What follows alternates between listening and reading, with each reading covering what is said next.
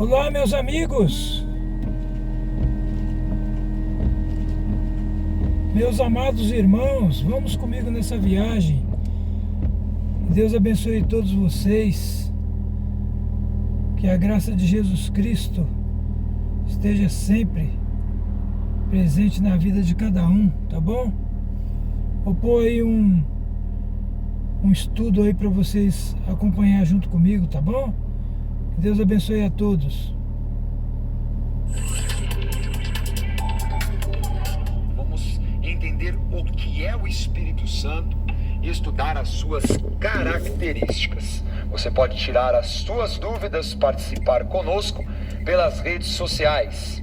Então, facebook.com/CEA, CEA de Profetas. Ou então você pode rever esta aula e muitas outras pelo nosso canal no YouTube, youtube.com/CEA de Profetas. Vamos começar definindo Espírito Santo.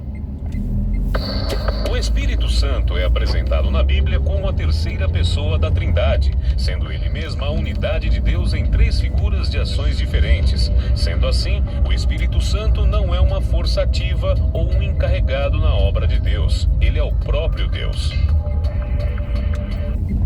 Então, o Espírito Santo é a terceira pessoa da Trindade. Lembrando que não são departamentos. Tem pessoas que pensam assim: Deus no Antigo Testamento era o Pai, nos Evangelhos era Jesus e depois é o Espírito Santo. Não, eles estão unidos, são uma coisa só desde os fundamentos dos tempos. Então, é muito importante deixar claro isso. Eles não são pessoas separadas. Poderia colocar como se fossem personalidades ou formas de ação de uma mesma unidade. E o Espírito Santo, ele tem, é claro, as suas características e a sua esfera de ação, diferente daquilo que é a esfera de ação do Pai e de Jesus, mas eles são um único Deus. Nós já falamos isso sobre a Trindade. Eles são uma unidade com três personalidades. E a palavra Espírito Santo já aparece na Bíblia, não é? Como se fala isso, Bispo G? Pneumatos. Então, é o Espírito Santo, né? Pneuma é o sopro, né? Então, é a palavra usada para Espírito, e Hagios, que é a palavra sagrado, santo. É interessante que já em Mateus 28, Jesus fala isso, para nós batizarmos em nome do Pai, do Filho e do Espírito Santo, exatamente essa palavra. E é interessante o que? Mostrando aí o poder da Trindade, é a forma da manifestação de um único Deus. Vamos começar entendendo um pouquinho mais do aspecto do Espírito Santo pela passagem de João, capítulo 15. Vamos lá, João 15, versículos 26 e 27. Disse Jesus: Quando, porém, vier o Consolador, que eu vos enviarei da parte do Pai, o Espírito da verdade, que dele procede, esse dará testemunho de mim. E vós também testemunhareis, porque estáis comigo desde o princípio. Que o Espírito Santo, ele age como o Consolador e como testemunha. E através de nós também nós somos testemunhos da glória de Jesus Cristo, do seu poder e da sua graça salvadora. Então nós, cheios do Espírito Santo, manifestamos a vontade de Deus, os dons e tudo aquilo que está relacionado ao homem com Deus. O Espírito Santo presente em todo o tempo dentro daqueles que o buscam. E a palavra fala isso, que o Senhor procura adoradores que o adorem em espírito e em verdade. Você é um adorador assim, que o adora em espírito e em verdade? Será que Deus vai encontrar em você um adorador que te adora em espírito e em verdade? E essa palavra consolador, Bispo G, é uma palavra bem interessante. É a palavra parácletos, que é aquele que está ao lado, e kletos, para ajudar, advogar, consolar. Então tem uma série, né, de definições para esse termo kletos, que nada mais é que o Espírito Santo em nós, que veio com todas essas funções para estar fazendo aquilo que nós humanamente não poderíamos fazer. Não um consolador como aquela coisa, mas eu tô chateado. Não. Aí alguém vem fazer um carinho ou coisa do Isso, gênero. tapinha nas costas. é algo muito mais profundo, né? É o Emanuel, é o Deus conosco mesmo, presente, atuante, porque não é só presente, né? Ele é atuante também. E não é só um consolo, é alguém que advoga, é alguém que nos ensina. Então tem uma série de situações que fazem com que essa palavra se manifeste numa plenitude muito grande. Para ter uma ideia, 16 sinônimos não são suficientes para a palavra no português. Uau! E tudo sempre relacionado à ação, algo que tem atividade, né? Não é algo passivo. É algo que sempre está agindo de alguma forma. Tanto que é sempre ligado ao movimento, ao mover, né?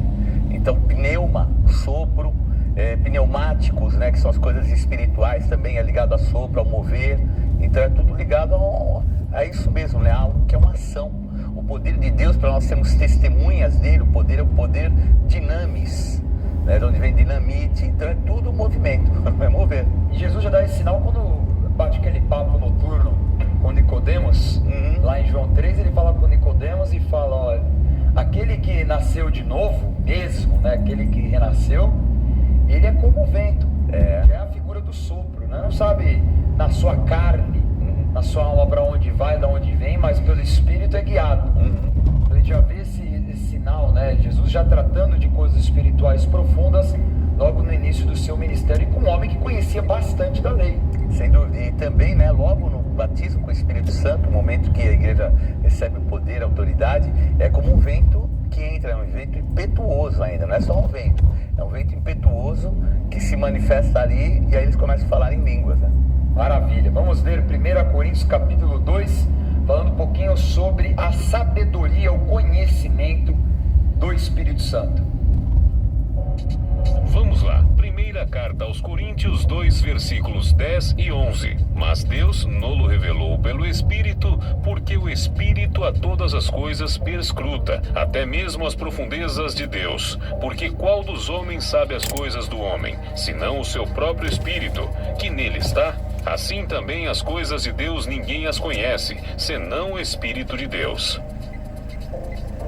Então o Espírito Santo, por ser um caráter de Deus, ele é onisciente, ele sabe todas as coisas, tem todo o conhecimento, tudo aquilo que é mais profundo, o Espírito Santo sabe e dá ao homem a condição também de saber.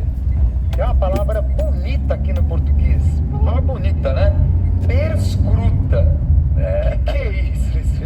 Perscruta é aquele que sabe, que sonda, que traz interpretação, é ligado a sentido, a trazer. Então o Espírito Santo, ele traz sentido a todas as coisas, ele sabe também tudo que acontece no interior do homem. E uma outra palavra assim, interessante, aqui fala até mesmo as profundezas de Deus. E a palavra profundezas é a palavra batos, de onde vem batismo. Então batismo mesmo é diversão. E a palavra batos é nada mais do que as coisas mais profundas de Deus, que então o Espírito Santo perscruta, ensina, nos ministra, sabe, conhece. E pela sua onisciência ele também dá a sabedoria, o conhecimento, como nós lemos, ao homem. Também através de dons como o próprio dom da sabedoria. Então é muito interessante que as características do Espírito Santo, elas são concedidas ao homem através de dons. Vamos ler. Vamos lá, primeira carta aos Coríntios 12, versículo 8. Porque a um é dada, mediante o Espírito, a palavra da sabedoria, e a outro, segundo o mesmo Espírito, a palavra do conhecimento. Então, assim como o Espírito Santo ele é onisciente, sabe todas as coisas, ele também dá a condição ao homem de ter a palavra de sabedoria, a palavra de conhecimento. Então ele coloca os seus atributos, as suas características no homem. Isso é unção. Então, nós acabamos de definir unção. A unção o que é? São os atributos delegados pelo Espírito Santo de Deus ao homem para ele cumprir a vontade do Senhor, para que o homem esteja capacitado a realizar, a trabalhar, a se mover, a construir, a conquistar. Isso é unção, e a unção vem do Espírito Santo, quando ele te enche, e também quando é delegado sobre a tua vida através do óleo da unção ou de um envio de uma autoridade espiritual. Vamos ver mais características Vamos ler Efésios capítulo 4. Vamos lá, Efésios 4, versículos 30. E não entristeçais o Espírito de Deus, no qual fostes selados para o dia da redenção. Olha só, Bispo G fala que o Espírito Santo pode se entristecer. Ele tem emoções, sentimentos. Sem dúvida, porque ele é Deus. E Deus tem emoção, Deus é amor, o principal sentimento, né? Então nós vemos que ele se entristece. A Bíblia diz que ele interfere por nós, intercede por nós com gemidos inexprimíveis. Quer dizer, o sentimento que está aí colocado, esses gemidos inexprimíveis, é que muitas vezes chora mesmo com a gente, com aquilo que a gente sente. Então isso é maravilhoso, a gente saber que o Espírito Santo não é alguém que está lá nos mais altos patamares e de repente, tipo assim, se vira. É alguém que está com a gente, é o Deus presente. Não que tem coração como nós, mas que tem um coração, que tem sentimento assim, né? E assim, é legal a figura do Espírito Santo, e isso é bem claro, que é algo muito pessoal. O Espírito Santo como uma pessoa mesmo. Isso para o homem é muito legal, porque o homem, o Espírito Santo sabe das dificuldades, das limitações do homem. E assim o Espírito Santo vai trabalhando o homem para o seu aperfeiçoamento, para a sua evolução, para que o homem tenha autoridade contra demônios, contra dominadores, contra entidades que muitas vezes o assolam. E o interessante é que essa palavra não entristecer é uma palavra ligada à mágoa. Então, da mesma forma que Deus tem esse sentimento e nos acompanha, ele também tem um sentimento de entristecer, não no conceito de guardar uma amargura, um rancor, mas a mágoa é alguma coisa, porque é um lado do desapontamento. E nós temos que entender que quando ele nos cela com o Espírito Santo, nós não podemos desapontá-lo, porque nós temos como recorrer a esse Espírito a ponto de não o desapontarmos, né? Então, fica aí algo muito importante, tanto que ele fala aqui, ele coloca aqui mais à frente quais são as características que podem trazer esse sentimento, né, de, vamos dizer, entre aspas, né, de amargor, que ele ainda fala, olha, de vós, toda amargura, cólera, ira, gritaria, blasfêmias. Então percebemos que é o quê? É o oposto daquilo que é o fruto do Espírito Santo, que é tudo ao contrário, né? É mansidão, é amor, é alegria, é paz, é domínio próprio. Quer dizer, então, nós vemos aqui que se formos selados, nós temos que ter e sempre buscar estar reagindo de forma diferente. Busca o Espírito Santo, ele muda até o teu humor. É verdade. E trata a personalidade, né? Do homem. O Espírito Santo, ele trata muito porque ao longo da sua história, o homem, pelos seus traumas, pelo tipo de relacionamento que construiu, pelas pessoas que andou, acaba tendo um tipo de educação, uma escola e até características particulares do teu caráter e também de personalidade. São duas coisas diferentes, né? Tem gente que tem um mau caráter, tem personalidade complexa, tem gente que tem bom caráter, mas também tem personalidade complexa. O caráter é uma coisa e personalidade é outra. Mas tem pessoas que têm a sua personalidade tratada. Então não é à toa que você vê às vezes uma pessoa na igreja que ela vem extremamente tímida. A pessoa chega à igreja, se converteu tímida, não fala com ninguém. Passa os anos, você vê a pessoa falando, pregador já. O que aconteceu? O Espírito Santo e também, é claro, o auxílio daqueles que são usados pelo Espírito Santo, as autoridades, os pastores, aqueles que discipulam, vão o quê? Tratando a personalidade. Fala, olha, não dá pra você continuar sendo assim. Essa timidez aí não é algo natural, ninguém nasce tímido. Você foi com o tempo, né, tendo essa tua personalidade abatida, né, achatada, você se tornou uma pessoa dura. Eu posso dizer que foi comigo assim, né? Porque eu era muito tímido, extremamente tímido, me isolava de todo mundo. Eu tive um problema muito sério de acne. Isso me fazia sentir um complexo e me afastava de todo mundo. E nunca imaginei que eu poderia trabalhar em comunicação. Para mim, quando tinha, inclusive, na faculdade, tinha o que eles chamavam de seminário, eu desaparecia. O seminário era assim, você tinha que fazer a apresentação. Eu desaparecia da classe, eu sumia, porque eu não tinha coragem de me apresentar. Depois disso, Deus fez uma transformação tão grande que é irreconhecível quem eu era e o que o Espírito Santo de Deus fez, né? É realmente o nascer de novo, renascer, né? Vamos ler agora Coríntios 12, que fala sobre a onipotência do Espírito Santo. Vamos lá, primeira carta aos Coríntios 12, versículo 11. mas um só, e o Espírito realiza todas estas coisas, distribuindo-as como lhe apraz, a cada um individualmente. O Espírito Santo realiza como lhe apraz. Então age segundo a sua vontade. E tem todo o poder conferido porque ele é Deus. A gente vê uma passagem interessante quando o apóstolo Paulo, em sua viagem missionária, ele deseja ir para uma região, o Espírito Santo fala para ele: não, você não vai para essa região, você vai para outra, você vai para a Ásia Menor. Então a gente vê que o Espírito Santo, ele vai conduzir o homem à sua vontade. E ele age segundo isso. E ele impele, ele fala: não, Paulo, você não vai para lá. Você vai para onde eu quero que você vá, não é Galácia, agora é a hora de ir para a Ásia Menor. Então você vê essa condução do Espírito Santo, né, o exercício do poder e da autoridade. E interessante, né, aqui essa palavra, porque a palavra realizar é a palavra energel, de onde vem a palavra energia. Então o apóstolo nos ministra muito a respeito disso, que tanto a religiosidade quanto o inimigo roubou algumas palavras que são poderosas no Espírito Santo de Deus, né? Porque às vezes a pessoa fala: estou com uma energia, então a pessoa já leva para um lado meio místico, e não é, é espiritual, porque o Espírito Santo de Deus, o que ele faz? Ele nos energiza com todas essas coisas, quer dizer, ele traz esse mover dessas coisas. O que o pai fala que é o poder da realização. Não é? Esse poder de realização, o Espírito Santo, é impressionante. Coisa que até na tua carne você não teria condição de fazer, mas o Espírito Santo, ele te enche mesmo, né, de força, de energia para você alcançar o resultado. É interessantíssimo isso. Vamos ver Romanos capítulo 8, que fala sobre intercessão.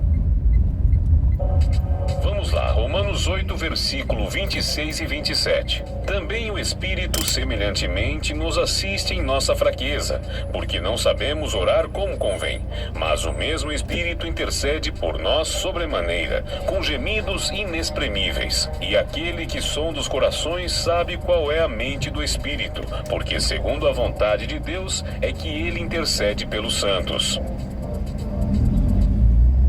Fala da função de intercessão do Espírito Santo. Olha só, ciente que nós não sabemos orar como devemos, que muitas vezes não temos a fé necessária, o Espírito Santo, ele entra na brecha, porque interceder é isso, né? Entrar na brecha do outro, é interferir espiritualmente a favor do outro. Então o Espírito Santo, ele entra nesse caráter de interferência ao nosso favor, de realmente advogar, de ajudar diante do Pai, falar: olha, ele precisa disso, eu sei qual é a necessidade dele. E ele sonda o nosso coração, ele sabe os nossos limites. Às vezes as pessoas têm uma visão muito religiosa de um Deus tirano, né? De um Deus que parece que está vendo, está jogando videogame, né? Ver qual que é do homem, vamos ver qual que é do homem, tá com os anjos comendo pipoca, assistindo para ver o homem sofrer. Pelo contrário, até a condição de Emmanuel é Deus conosco, o Espírito Santo presente, completamente oposto a esse raciocínio, ajudando o homem, está ali à disposição do homem. Se o homem buscar, ele vai responder e vai conferir também dons e autoridade ao homem, não é? Vamos ver agora João 16, sobre o poder do convencimento do Espírito Santo. Vamos lá, João 16, versículos 7 a 11. Mas eu vos digo a verdade, convém-vos que eu vá, porque se eu não for, o Consolador não virá para vós outros. Se porém eu for, eu vou enviarei. Quando ele vier, convencerá o mundo do pecado, da justiça e do juízo. Do pecado, porque não crê em mim. Da justiça, porque vou para o Pai, e não me vereis mais. Do juízo, porque o príncipe deste mundo já está julgado. Nós vamos numa próxima aula falar com mais detalhes sobre essa passagem, que é impressionante, é incrível, mas nós já temos aí o entendimento que o Espírito Santo traz o convencimento. Você pode ter um excelente discurso humano, você pode falar muito bonito, mas sem a manifestação do Espírito Santo se torna conjunto de palavras vazias. Eu acho que o que lembra muito o exemplo é aquilo que vivia Apolo. Apolo pregava, batizava no batismo de João, trazia a obra, tudo ao caráter dele, sem Espírito Santo. Quando ele encontra Paulo, lá em Atos 18, Paulo ensina, o batiza, e aí a esfera de ação é diferente, a plenitude, a graça, aquilo que é a transformação do ser humano ocorre por quê? Porque quem convence o ser humano do pecado, da justiça e do juízo é o Espírito Santo. Então nós liberamos a palavra, o homem abre a janela da sua alma, se podemos dizer assim, de uma forma técnica, né? Abre seu coração para ouvir aquela palavra e para que o Espírito Santo venha convencê-lo do pecado, da justiça e do juízo. Então quem faz é o Espírito Santo. Nós temos muitos homens convincentes que falam muito bem, mas não tem nada mais convincente do que o Espírito Santo na tua vida. E quando você sabe quando uma pessoa está cheia do Espírito Santo, é diferente, não é?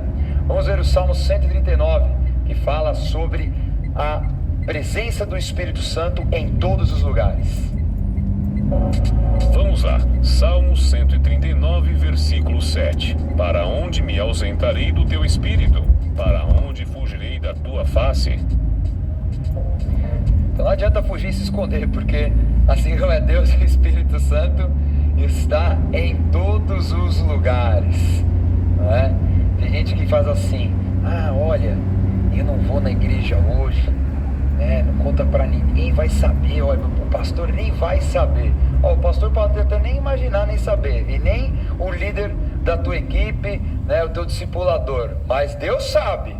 Então adiante, de Deus não se zomba. O que o homem plantar, certamente ele vai colher. Então às vezes as pessoas têm um sentimento tão assim, até meio chucro, né, de achar que está enganando alguém, mas vai enganar o Espírito Santo? Não dá, né? Não dá, né? Então o Espírito Santo está em todos os lugares. Por isso que a palavra fala que o temor ao Senhor é o princípio da sabedoria. Então seja sábio, né? Se você realmente teme a Deus, você não vai ter esse tipo de prática. Como tem muitas e muitas características do Espírito Santo, nós vamos agora terminar a aula enumerando algumas, tá certo? Mas antes vamos ler a passagem de Efésios, capítulo 4, versículos 3, 10 e 11. E aí nós já enumeramos todas. Vamos lá, Efésios 4, versículos 3, 10 e 11. Esforçando-vos diligentemente por preservar a unidade do Espírito no vínculo da paz, aquele que desceu é também o mesmo que subiu acima de todos os céus, para encher todas as coisas. E ele mesmo concedeu uns para apóstolos, outros para profetas, outros para evangelistas e outros para pastores e mestres. Vemos nessa passagem que o Espírito Santo concede dons aos homens, dons espirituais, e também comissiona, dá a vocação, o chamado, o que cada um tem como expectativa de realização em sua vida para Deus. Vamos agora começar, como falei, relacionando mais características pessoais do Espírito Santo. Vamos lá.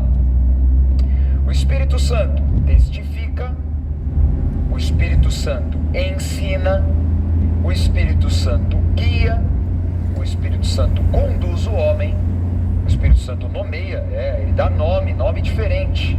O Espírito Santo fala a todos que estão abertos a ouvir, tanto no coração como até audível, e o Espírito Santo clama, levanta o clamor. Tem mais. O Espírito Santo também tem reações, e ele repudia o mal. Vamos lá. Ele repudia a desobediência, ele repudia a mentira, né? Aquele caso clássico de Ananias e Safira, repudia insultos, como fala em Hebreus, repudia a blasfêmia, que é um pecado gravíssimo, repudia ele entristece, né? Ele fica realmente abatido em virtude do mal, e ele também repudia toda forma de resistência contrária à ação dele. E por fim, o Espírito Santo, em sua pessoa divina como Deus, ele também é, além do que nós falamos já, ele é Deus, como fala aí a passagem, ele é eterno, ele é a verdade, ele é a vida, o Espírito Santo é glorioso, sabedoria, ele é graça para todo que crê, e é santificador, tem o poder de santificar o homem. Então que você tenha bons estudos dessa semana, porque logo mais vamos falar mais e mais sobre o Espírito Santo. Vamos agora revisar a aula. Na aula de hoje, estudamos sobre o Espírito Santo. O Espírito Santo é apresentado na Bíblia como a terceira pessoa da Trindade, sendo ele mesmo a unidade de Deus em três figuras de ações diferentes. Sendo assim, o Espírito Santo não é uma força ativa ou um encarregado na obra de Deus. Ele é o próprio Deus. Espírito Santo é onisciente, onipotente e onipresente. Espírito Santo comissiona e concede dons aos homens. Espírito Santo é pessoal e sensível. Tem sentimentos e emoções. Espírito Santo é intercessor e sonda nossas necessidades. Por fim, Espírito Santo convence o homem do pecado, da justiça e do juízo. Muito bem, essa foi a aula de hoje. Quem é o Espírito Santo? Amanhã, na próxima aula, vamos falar sobre Espírito Santo no Antigo Testamento. Olha só, quem disse que só tem no Novo Testamento está errado. Vamos falar da exceção do Espírito Santo no Antigo Testamento. Vamos agora ao quadro Acontece.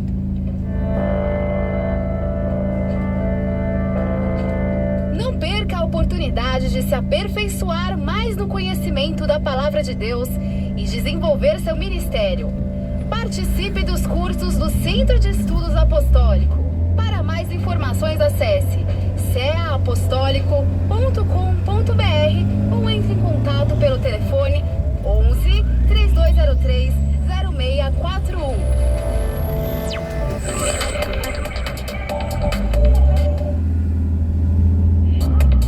Olá, começa agora mais um programa Escola de Profetas. Você é nosso convidado a participar. Você inclusive pode mandar a sua pergunta ou até sugerir um tema pelo site da Rede Gospel. Anote aí, redegospel.tv.br.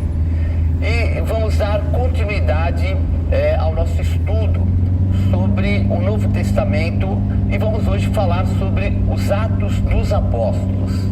Você pode ver ainda mais essa linha do tempo, dê uma olhada aí, acompanhe aí nossa linha do tempo, que é o período nos Atos dos Apóstolos, um pouco diferente da linha do tempo dos Evangelhos. Então, Roma, de 14 a 37 depois de Cristo, foi o imperador chamado Tibério. De 37 a 41 depois de Cristo, o imperador Calígula, um louco. De 41 a 54 depois de Cristo, o imperador Cláudio, onde veio um tempo de fome. De 54 a 68 depois de Cristo, o imperador Nero. E na Judéia, de 26 a 36 depois de Cristo, o governador Pôncio Pilatos. De 41 a 44 depois de Cristo, o rei Herodes Agripa I. De 52 a 57 depois de Cristo, o governador Félix. E de 59 a 62 depois de Cristo, o governador Festo. Ambos corruptos. E a linha do tempo da igreja. 27 depois de Cristo, ministério de Cristo. Do 30 depois de Cristo, a morte e ressurreição de Cristo. De 33 a 36 depois de Cristo, a conversão de Paulo. De 47 a 48 depois de Cristo, a primeira viagem de Paulo.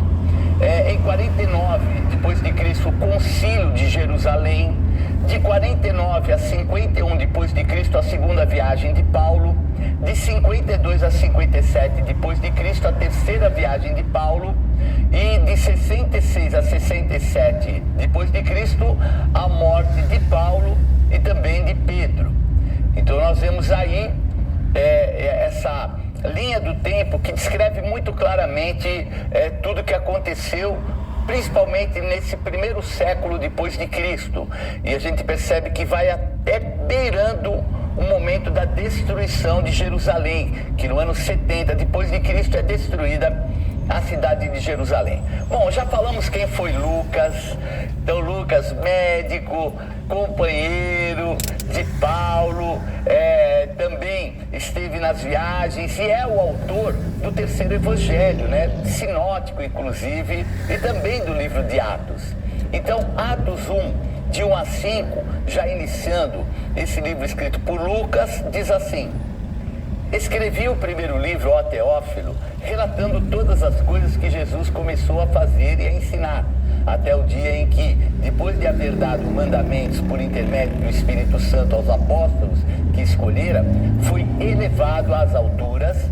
A estes também, depois de ter padecido, se apresentou vivo com muitas provas incontestáveis, aparecendo-lhes durante 40 dias e falando das coisas concernentes ao reino de Deus, e comendo com eles, determinou-lhes que não se ausentassem de Jerusalém, mas que esperassem a promessa do Pai, a qual disse ele: de mim ouvistes, porque João, na verdade, batizou com água, mas vós sereis batizados com o Espírito Santo não muito depois desses dias. Então já começa aí o início, já mostra claramente para quem é escrita essa carta, e é um tratado.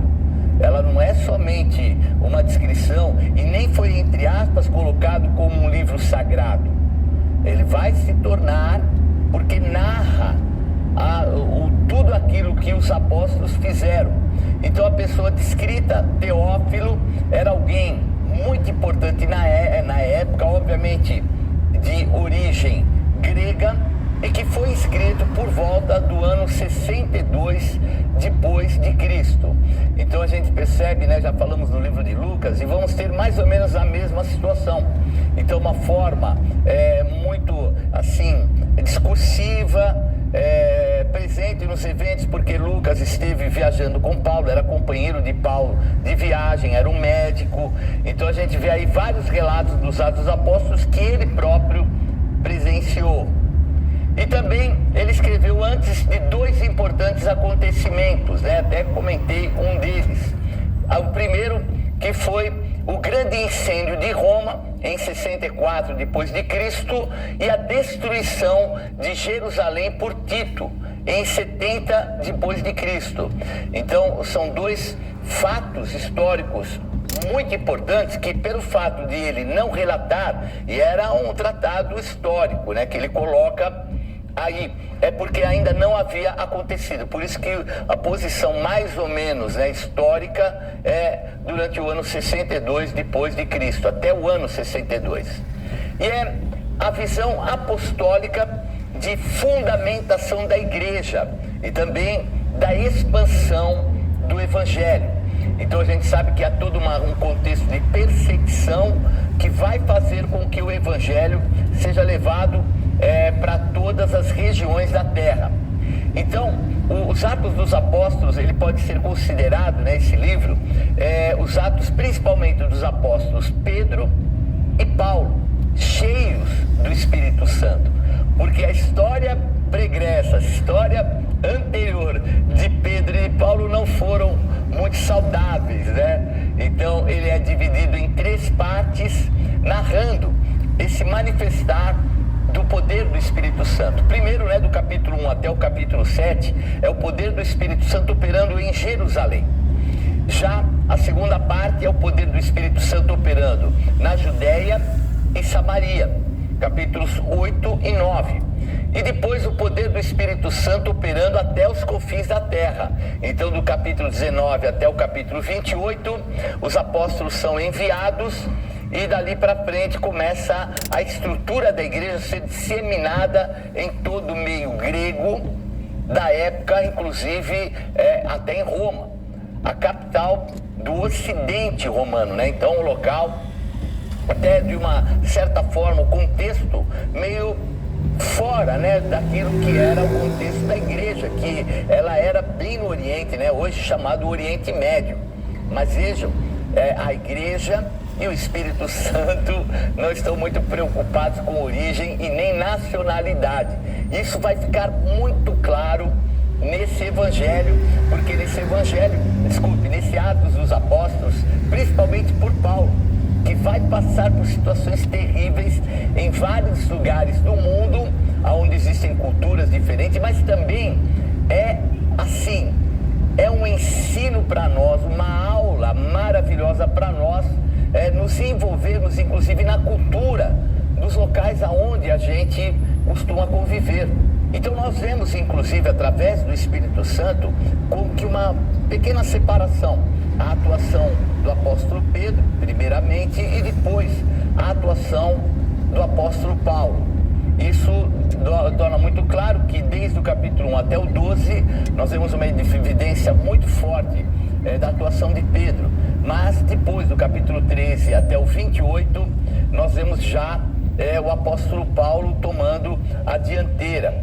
E até um comentáriozinho, que quando Pedro é enviado a falar para os gentios, os outros povos, que ele vai na casa de um centurião chamado Cornélio, e lá o Espírito Santo é derramado sobre aqueles que estavam pregando, o que eu faria? Se ele tinha um envio para levar as outras ações do mundo, ele já teria que se posicionar e ir para lá, mas ele volta para Jerusalém. E aí começa o caminhar do apóstolo Paulo. E nós vemos então nessa narrativa também já começando a expandir, porque começa a perseguição. Primeiro um diácono chamado Estevão, um homem maravilhoso, um servo de Deus genuíno que infelizmente vai ser martirizado. Então ele vai ser morto, isso acontece no capítulo 7. E um detalhe: quando ele está morrendo, apedrejado, quem dá cobertura para o apedrejamento, quem é? Saulo, apóstolo Paulo, que agora é um perseguidor da igreja. Logo em seguida, no capítulo 8, nós vemos Filipe, que era um evangelista, e o evangelista tem que ser como ele. O Espírito levava para cá, levava para lá, ia para lá. Então ele vai por Samaria, ele vai depois até lá perto da Etiópia, no caminho bem ao sul, já indo quase na África. Ele também depois vai bem ao extremo norte, inclusive ele morava naquela região norte, onde ele tinha 4 filhas, e filhas que davam muito fruto e profetizavam. E depois do capítulo 4, versículos 36 e 37, nós vemos o surgir de Barnabé. Então Barnabé começa a sua vida com uma entrega. Ele faz a entrega, uma oferta de um terreno. E dali para frente começam as portas a se abrir. O apóstolo Paulo se converte, aceita Jesus, passa por um processo de formação em Antioquia, onde Barnabé estava, e ambos, no capítulo 13, são enviados para levar o evangelho para todo mundo. E o verso-chave do livro dos Atos dos Apóstolos é: mas recebereis poder ao descer sobre vós o Espírito Santo, e sereis minhas testemunhas, tanto em Jerusalém, como em toda a Judéia e Samaria, e até aos confins da terra. Isso está no livro de Atos dos Apóstolos, capítulo 1, versículo 8. E eu quero fazer uma menção, porque aqui quando fala recebereis poder, é a palavra dunamis, ou dinamis, porque aquele U ele é chamado como Y, e quando ele é transliterado para o português, ele toma o som de I. Então, nós vemos, por exemplo, a palavra dínamo, é um gerador de força, e a palavra dinamite é um poder explosivo. Então, esse poder que a gente recebe de Deus é um poder dinâmico, explosivo, é aquilo que eles chamam de portento, é algo assim poderoso que viria, e o Senhor Jesus manda eles ficarem em Jerusalém. Agora preste atenção, Jerusalém no cenáculo que o Senhor alugou. Nós vivemos um tempo que as pessoas estão de uma certa forma se distanciando da igreja, do cenáculo, aonde se manifesta o Espírito Santo de Deus. E vejam que os discípulos que agora eram apóstolos iam receber o poder do Espírito Santo. O Senhor dá uma ordem para eles: vocês ficam em Jerusalém. E eles ficaram ali em Jerusalém no cenáculo e deixaram 200 quilômetros de distância as suas casas, talvez até famílias, deixaram lá na Galileia, mas ficaram reunidos em comunhão. Então, mostrando a importância do cenáculo da igreja, porque a manifestação do Espírito Santo não foi nas casas. E a gente percebe hoje, depois da pandemia, que as pessoas procuram ficar em casa, assistir o culto, veem ali um manifestar que há na igreja do Espírito Santo, mas não o recebem, não se envolvem como deveriam. Por isso é muito importante as pessoas estarem na igreja. Se não fosse tão importante, Jesus já falaria, ó, vocês fiquem nas suas casas, fiquem lá na Galileia, você vai lá para Emaús, e que eu vou derramar do meu Espírito sobre todo mundo. Não, foi ali. E é ali, né? Até brinco muito, porque algumas pessoas muitas vezes vão assistir em canal, eu assisto o culto, eu presto atenção. O WhatsApp na mão, presta atenção. No meio do culto daquela fominha, aí vai até a geladeira, aí faz uma boquinha, prepara um lanche, pega o queijo, esquenta um café com leite, já foi metade do culto. E depois, às vezes você lá, assistindo o culto, você ouve um barulho. O que é isso? É o teu ronco. Você dormiu. Então, o lugar onde Deus ordenou que o Espírito Santo de Deus se manifestasse, são poucas pessoas que eu conheço que receberam uma presença forte do Espírito Santo em casa, mesmo sendo ministradas pela televisão. Então é muito sério nós estamos em comunhão, é onde Deus ordena a bênção na casa dele.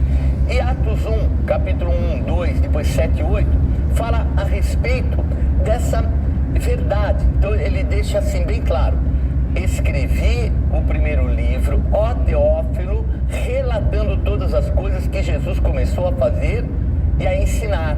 Vamos parar por aí. Então vejam que o chamado e aquilo que está sendo descrito para Teófilo, nada mais é do que uma orientação de que Jesus não veio somente para trazer milagres. Então existem outras pessoas que só vão atrás de milagres. Eu vou para lá, fulana, a profeta Maria, a fulana não sei o que lá, a irmãzinha não sei o que cá, vou lá no morro, vou buscar milagre, vou ver não sei lá queimar. Agora, há muito mais do que isso no Evangelho e nos Atos dos Apóstolos. Se Jesus, ele foi chamado de mestre e ele traz um contexto de ensino, é porque nós precisamos aprender. Então existem coisas muito importantes na nossa vida que elas são manifestadas através do conhecimento. Então nós não podemos ser rasos a ponto de só buscar sinais e deixar de lado a formação. Vejam que quando Jesus veio e derramou sobre eles o Espírito Santo, ele derramou também os dons espirituais, que são muitos. E a manifestação do Espírito Santo já trouxe o dom de línguas, que era o quê? Um sinal profético para as pessoas que estavam ao redor, que eram de vários lugares do mundo. Então é muito importante nós entendermos essa verdade. Então, os Atos dos Apóstolos ainda, eles tinham marcas da religiosidade, porque não entenderam muito claramente o que era o ensinamento de Jesus. Então, o ensino da palavra visa, sabe o que? Principalmente que a gente não entre em divisões, em heresias e também naquilo que é a religiosidade, que é uma marca muito clara. Então vejam que haviam dois contextos que a gente pode perceber que fazia parte de uma falta de maturidade dos apóstolos, pelo menos aqueles que estavam ali no início de Atos dos Apóstolos, em relação à formação. Então, primeiro, eles estavam buscando ainda a restauração de Israel, crendo que o Messias era o Messias do seu povo. Então, eles até perguntam, vamos ver aí em Atos capítulo 1, versículo 6. Então os que estavam reunidos lhe perguntaram: Senhor, será esse o tempo em que restaures o reino a Israel? Respondeu-lhes: não vos compete conhecer tempos ou épocas que o Pai reservou pela sua exclusiva autoridade, mas recebereis poder ao descer sobre vós o Espírito Santo e sereis minhas testemunhas tanto em Jerusalém como em toda a Judéia, Samaria, até aos confins da terra. Então vejam que a expectativa deles ainda era do Messias, rei como Davi, um rei meio contexto guerreiro, militar, para trazer de volta a glória de Israel. Mas Jesus era muito mais do que isso. Será que eles estavam perdendo de vista isso? O início dos Atos dos Apóstolos, eles preocupados se o reino seria restaurado a Israel. Então vejam o que é a falta de profundidade no conhecimento da palavra. Um outro dado também que demonstra essa falta, vamos dizer assim, de conhecimento da palavra, é que eles vão ainda tirar sorte para escolher o próximo, vamos dizer, apóstolo que vai ocupar naquele momento o lugar de Lucas. Então eles ignoram a delegação que o Espírito Santo já havia dado para eles. Então ali no livro de João, capítulo 21, Jesus ressurreto sopra o Espírito Santo sobre eles e dá a eles a autoridade de Deus.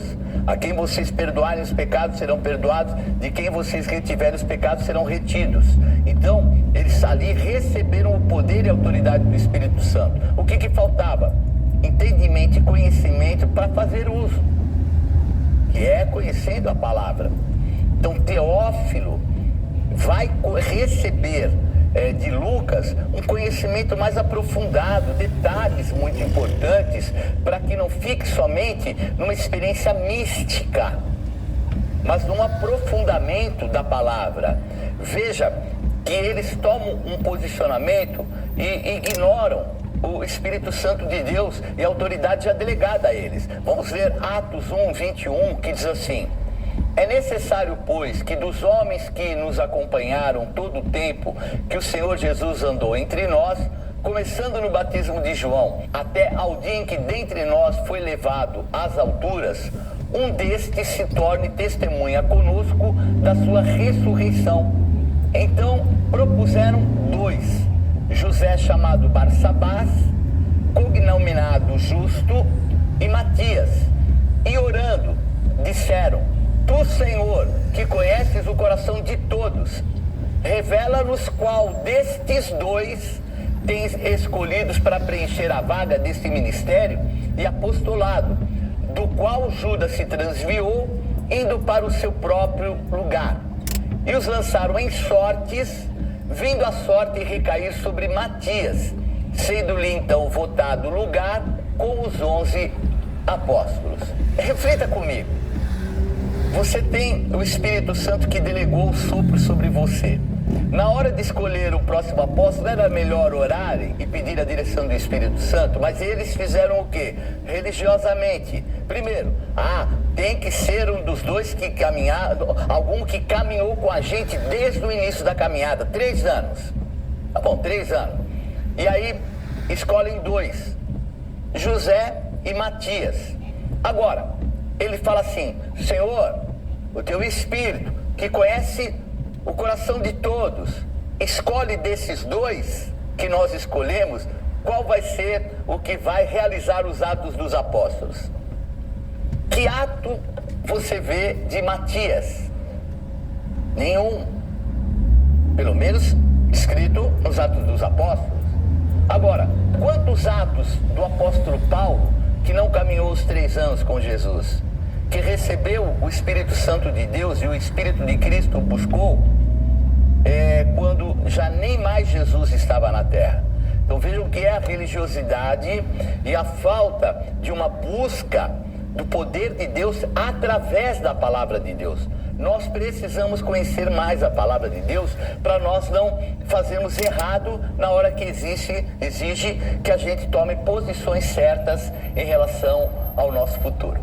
Vamos encerrando aqui essa primeira parte dos Atos dos Apóstolos e eu te espero na Renascer Jardins, Avenida Brigadeiro Faria Lima, 1912, todas as noites, 8 horas da noite, e também no domingo, às 8h10, 16 e 18 horas. E você pode estar também com o Bispo Rueda em Santo André, na Rua General Glicério, 412. Valeu, Deus te abençoe, até a próxima aula, tchau, tchau. Olá, começa agora mais um programa Escola de Profetas, dando continuidade nos Atos dos Apóstolos. Eu, Bispo G, aqui com vocês, e você que queira fazer aí o seu pedido ou dar uma ideia de tema, uma pergunta, anote aí, redegospel.tv.br. é o nosso site para você estar conversando com a gente. E juntos de novo, Bispo Rueda. Bispo G, olá, aqueles que nos assistem e nos acompanham pela Rede Gospel de televisão, que hoje seja um dia abençoado de conhecimento da Palavra de Deus. Eu amo, tenho certeza que vai acrescentar e muito na sua vida. Fica com a gente até o final, Escola de Profetas. Então, tá aí. E nós estamos falando da segunda viagem de Paulo. Então, começou a segunda viagem de Paulo, ele vai de Jerusalém até Antioquia. Veja aí no mapa, de Jerusalém até Antioquia, aonde lá em Antioquia vai começar a viagem mesmo, né? Então, ali Paulo, Barnabé estavam na região já de Antioquia e de lá eles vão rumar para essa segunda viagem, vamos dizer assim, atravessar a chamada Ásia Menor. Então, é nesse contexto que eu quero ler aqui, Atos 15:36, que nós tratamos um pouco a respeito disso, que diz assim: alguns dias depois, disse Paulo a Barnabé, voltemos agora para visitar os irmãos por todas as cidades nas quais anunciamos a palavra do Senhor, para ver como passam. E Barnabé queria levar também a João, chamado Marcos, mas Paulo não achava justo levarem aquele que se afastara desde a Panfilha, não os acompanhando no trabalho. Houve entre eles tal desavença que vieram a separar-se. Então Barnabé, levando consigo a Marcos, navegou para Chipre. Bispo, a gente ouve muitos comentários a respeito disso. Qual a sua opinião? Será que essa desavença ela fazia parte de um plano de Deus? Eu acredito que sim, né? Porque, veja, Paulo, ele aqui acabou sendo uma pessoa bem incisiva, na sua opinião, em não querer que Marcos caminhasse com eles, pelo fato de Marcos no passado ter se desconectado ali do processo, ter desistido, né, na primeira viagem missionária. Então ele não achava justo. Mas essa intransigência, essa posição tão firme, como é que Marcos receberia um período de cura e formação e até escreveria o Evangelho de Marcos se esta viagem tivesse acontecido, né? Se ele tivesse ficado ali num ambiente onde notoriamente Paulo não o queria, né? Será que ia ser de fato prazerosa? Um ambiente propício, né? Evangelisticamente falando. Você já tentou ir para a igreja discutindo com a sua família? O culto é a mesma coisa? Não é, né? Não vai me dizer que nunca aconteceu, vai dizer que nunca aconteceu. Não é a mesma coisa. Sabe por quê? Porque o ambiente já se torna difícil, né? Eu sempre ministro levitas e eu falo para eles que, na minha opinião, o louvor, ele prepara o ambiente para a palavra. E ele funciona como uma anestesia para quem vai ser operado, né? Você já tentou ser operado sem anestesia? Isso é difícil, né? Em algumas situações até impossível. Então eu também penso assim, né? Ali Deus tinha um ambiente de preparação. Marcos precisaria daqui a pouco se atentar a detalhes do Evangelho, escrever, relatar, né? Trazer ali à luz tudo que Cristo havia feito. E ele é o primeiro, né? O Evangelho de Marcos é o primeiro a ser escrito, né? Depois vem Mateus, que caminhou com o Senhor, depois vem Lucas e também João. Aliás, Lucas é o último, né? Então, são coisas que foram, na minha opinião, preparadas por Deus e que de alguma maneira trouxeram até para o próprio Marcos uma experiência com o homem Paulo, né?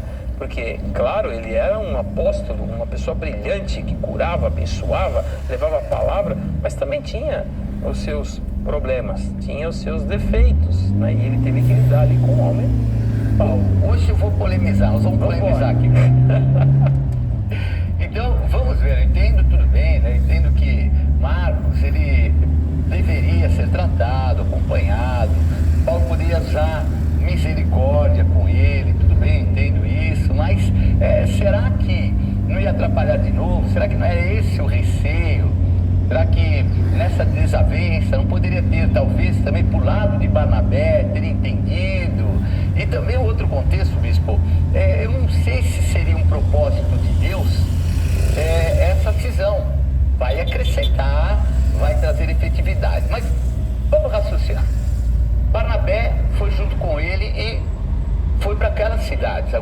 Silas. Barnabé já conhecia, né? Então tem esse lado também, né? Ele já conhecia, seria mais prático para Paulo. Claro, ajudaria na navegação. Então, a intransigência de Paulo, mas a falta também, vamos colocar Barnabé, porque Barnabé vai para Chipre. Chipre é a casa dele. Leva o sobrinho para casa e fica lá com ele. Formamos duas duplas, mais ou menos, porque ele vai meio para a área de descanso dele, e agora Paulo vai ter que encarar situações que ele já encarou sem alguém que tinha um conhecimento, e tinha também um outro lado que a gente percebe que Barnabé era um cheio de consolação, era um levita, então assim uma mentalidade diferente. Paulo era já um antigo fariseu, meio radical, né? Porque nós não podemos ignorar a personalidade também, ela tem esse cunho espiritual. Ele foi preparado, foi trabalhado para ser meio que inflexível. Barnabé levita, tolerante, ele poderia ter caminhado para ver ter sido mais flexível. Esse tempero. Agora eu estou falando tudo isso, obviamente são suposições, mas a gente tem que entender que a palavra de Deus, ela extrai valores importantes. Então a gente pode aqui colocar o lado negativo de Barnabé também, porque eu já ouvi muitas vezes criticarem Paulo, mas Paulo, essa segunda viagem, ela era de muita importância. Então nós vamos perceber que haverá mais duas viagens, né, que é a segunda e a terceira, e a quarta é a definitiva dele para Roma. Então nós estamos falando do embrião igreja crescendo e sendo formado. Então é muito importante a palavra de Deus que a gente demonstre os erros, para que dentro dos erros nós não erremos, e também até dentro dos erros a gente aprenda a não julgar o próximo, mas também a gente aprenda a trabalhar a vida do próximo, ensinar, né, Bispo? Sem dúvida. Já que o Bispo G aqui polemizou, né, talvez, né, faltou aqui eu fazer uma parte do comentário, porque eu acho que estava dentro do contexto do plano divino, a questão de Marcos, mas assim como o Bispo G, eu concordo que Barnabé deveria ter uma postura diferente, né, na minha opinião, porque afinal de contas era uma missão muitíssimo importante, e o que era mais importante do que o progresso do Evangelho, na qual os dois inicialmente concordaram, né? Que eles foram para os gentios em concordância, eles formaram essa dupla, né, de envio em concordância. E depois ele acha mais importante, não se esqueça, lá no livro de Atos fala, né, de Barnabé, José natural de Chipre, né, filho de exortação. Então foi para ele mais importante voltar para casa com o seu sobrinho do que seguir com Paulo. Então Marcos poderia ter ficado e até voltado para casa, e Barnabé seguido, que de fato seria um auxílio importante, porque ele conhecia a região. Talvez Paulo não conhecesse, até por questões logísticas, né? Não falando de uma época que não era fácil viajar, né? Não é como assim, agora. não tem Google Maps, né? Olha no Waze aí, vê como é que a gente chega em tal cidade. Não, mal tinha mapas cartográficos, né? Isso era um negócio bem complexo mesmo, atravessar todas essas regiões, né? Semanas, meses, anos a fio para vencer uma viagem como essa. Então, a ajuda de um irmão, de um amigo, de alguém que tinha o Evangelho mesmo pulsando, seria de grande valia, com certeza. Então, e o equilíbrio é muito importante, né? Porque a gente pode mostrar, eu acho que é incrível, né? Porque essa é a palavra de Deus. Então, Paulo, com a dureza do coração dele também, ele poderia ter falado, tá bom, vai, vamos levar. Porque qual a diferença que ia acontecer? Ia querer voltar? Azar dele. Vai sofrer consequência? Quem vai sofrer é ele. Mas a gente percebe aí uma questão mais de opinião, porque ele não acha justo levar alguém que abandonou. Então a questão nem é que vai criar um problema, é uma questão meio que radical, né? Conceitual, né? Conceitual. O conceito é que essa pessoa não merece isso, ponto. A realidade é que ambos falharam, né? E Barnabé também, meio que também foi inflexível, falar, vou levar em conta, porque o nosso envio é tão mais importante do que o meu relacionamento com meu sobrinho, certo? Que vou acompanhar Paulo, fica aí, Marcos, na próxima você vai. E não vai deixar de ser sobrinho, né? Não vai deixar de ser sobrinho, vai você lá pra Chipre, fala lá com a titia, fica na boa. Então, é importante, muito importante esse lado.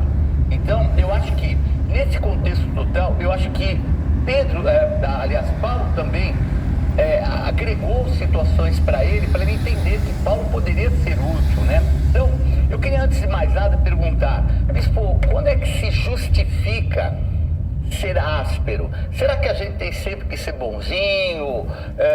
Como é que se justifica a gente tomar uma atitude de aspereza, sendo que Jesus deu a face ao que feria, mandou nos vestirmos de afronta, falou, te derem uma túnica, leva outra também, dá o manto também.